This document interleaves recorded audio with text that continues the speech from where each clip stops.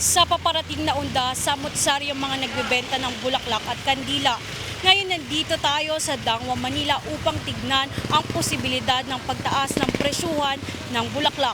Dito sa Dangwa kung saan bagsakan ng mga bulaklak, madalas pumunta ang mga gustong bumili nito, isang dosena man o bultuhan. At bunsod ng papalapit na undas, halos lahat ng mga nagbebenta rito ay nagtataasan na ng presyo. Ayon naman sa isang nagbebenta ng bulaklak na si Marites Donato, ang ibang bundle ng mga bulaklak ay dodoble ang presyo sa mismong araw bago ang undas. Sa ngayon ma'am, 300 pa yan, pero magiging 700 bago undas. Kumbaga galing pa po sa iba-ibang bansa po ma'am. Parang sa amin ma'am, imported China pa po.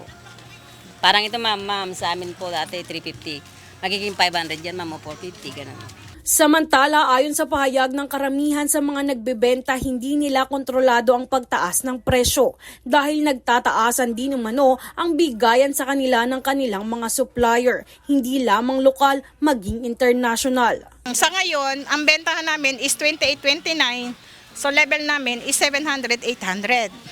By 30-31 a uno, medyo mataas na yun. Pag sinabi namin na ganung presyo, kami rin ang mahihirapan.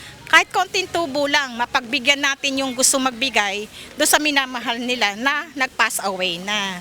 Ayon naman sa isang consumer ng bulaklak, mas pinili nilang bumili agad at hindi na makisabay pa sa mismong araw ng undas dahil iniiwasan anya ang siksikan sa mga naturang araw.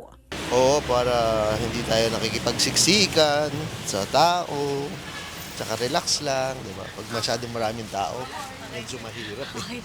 Samantala, mayroon rin nagbebenta ng mga kandila rito sa halagang 5 pesos hanggang 180 pesos, depende pa sa laki nito.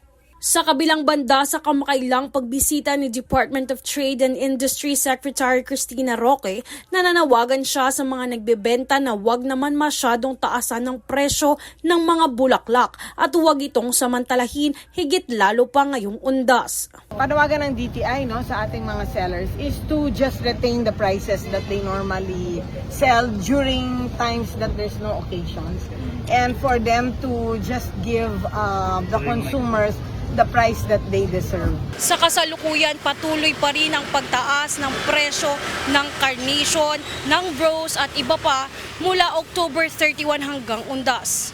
Ako si Jovi Rodriguez, nag-uulat para sa Golden Nation Network.